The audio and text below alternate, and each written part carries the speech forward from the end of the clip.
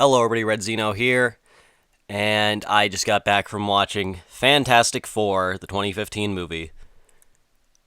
It's not good. I think it's as everyone expected. It was bad. It wasn't anything really. I personally had a terrible day yesterday when I went to see it. Um, and I think that kind of added to it, but it was just not a good experience. And I mean, usually when I go see movies in theaters, I like them, and then I sit back and I think about it, and I think, okay, this wasn't good in hindsight. This one, I knew immediately as I watched it everything that was wrong. First off, we start out with Grant's, or not Grant, Reed. I don't know why I want to call him Grant, but we start out with Reed in his elementary school class. I think he's like 10 at the time, and he's talking about some career day bullshit where they talk about what they want to do. Some kid just got done talking about a football player. That comes in later. And so he's sitting up there and he's giving this just monotone, boring, like so uninterested in what he's talking about. Like this speech, he's like, and I can teleport matters to other. I just did not give a shit about what he was talking about at all, and it didn't seem like he did either. And then the teacher, total dick, by the way, this teacher is awful, is like, sorry, we were talking about careers in the real world that you can really get. Motherfucker, that kid wants to be. Alright, so I understand, that's a little weird, but science isn't a job to you? Science isn't like anything. Like, that's what he wants to do. He wants to be a scientist. And he's like, fuck you, that's not a real job. Fuck you, then neither's being a football player. Plus, he's a little kid. He's gonna, exaggerate and tell tall stories. You don't have to be like, yo, fuck you, kid. You don't know what you're talking about. Just. So then we see Ben, whose house is in a junkyard.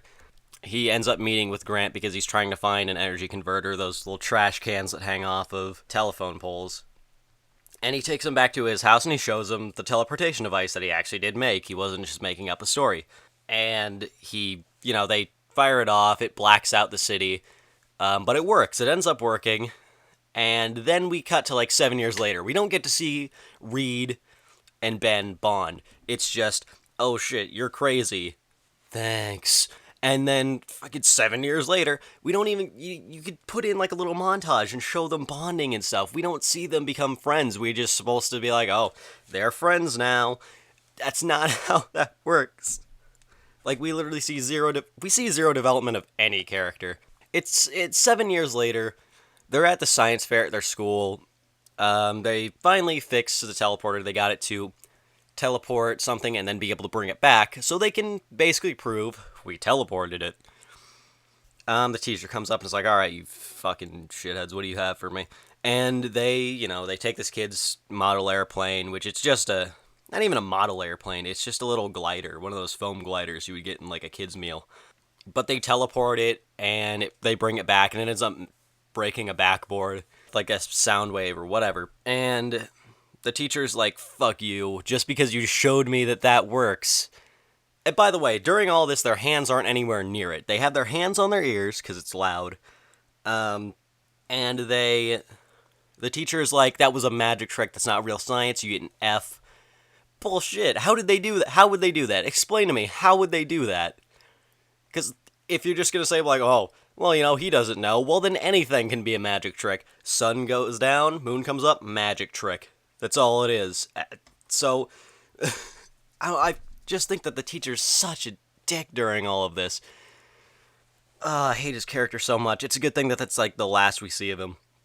Then Franklin Storm comes up and is like, yo, we've been working on this, but we've never been able to bring anything back. You just discovered this. Congratulations. Doesn't tell the teacher and isn't like, no, this is real science. He just is like, okay, well, you're allowed in this college, which I guess being allowed into the college is better than winning a science fair at your high school, but still, I mean, it would have been nice to rub it in the teacher's face, but like I said, we don't see him ever again. They take him to the college, him and Ben.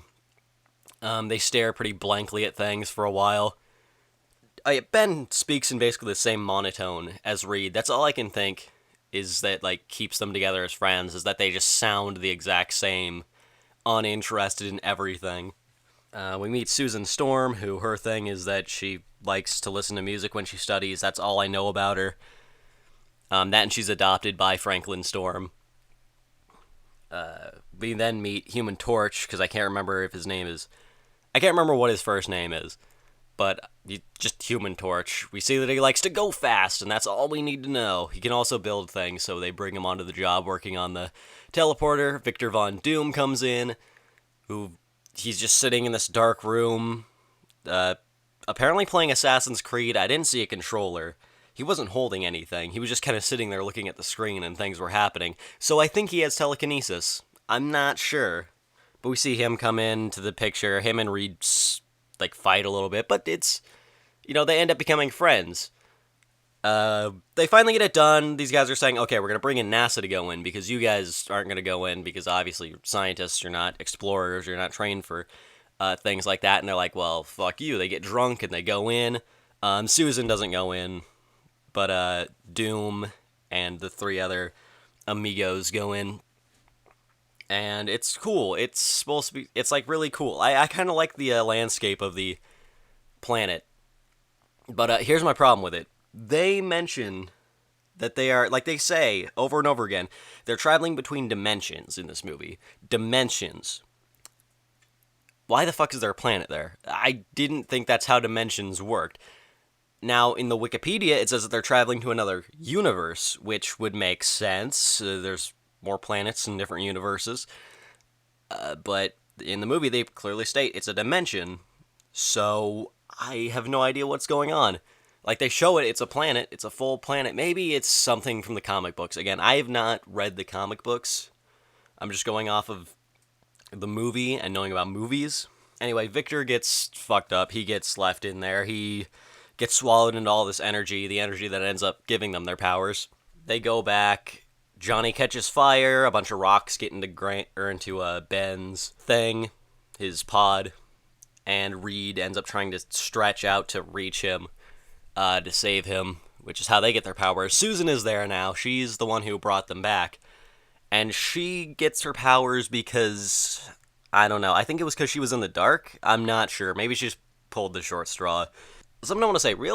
I felt like there was a real pacing issue with this movie.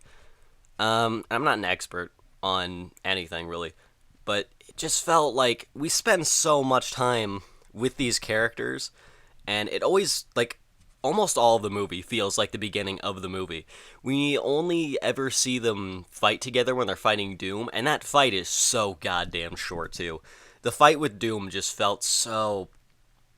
They struggle for a little bit. Like, they do one thing, get beaten, and then Reed's like, okay, guys, let's work together, and then they beat him immediately. They also never really develop Doom's powers. We never see him practicing with them in the planet, but he just comes back and all of a sudden has telekinesis. But yeah, so we don't ever see him develop his powers or really figure out what he can do.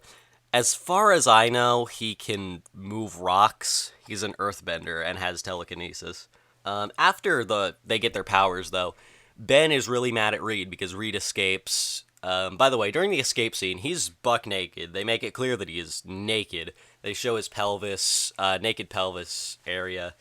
I think you see a little bit of, butt cheek. So he's naked. He's naked during this vent scene. And all this time, I'm not thinking like, oh my god, how's he going to get out of there? I'm thinking, how is he not grinding his dick up against those vents? Because those are like, those little like grid vent, like, how is he not just scraping it along there? Like, he's got to be in some serious pain. But yeah, no, Ben gets angry because he didn't save him from the facility, where the big bad government, because, yeah, the government's a bad guy in this movie. Sort of. They're sort of the bad guy. It's implied that they're doing terrible things. And it actually shows them using Ben as a weapon. Yeah, they never make up on screen. We never see it. And at one point, at the end of the movie, we're just supposed to accept that they've made up out of nowhere after the big fight. But we never actually see, like, them say anything to each other. Like, Grant just runs away. Ben's angry. Grant comes back after a while. They track him down. And they're in a plane, and Ben goes, hey, we're not friends anymore.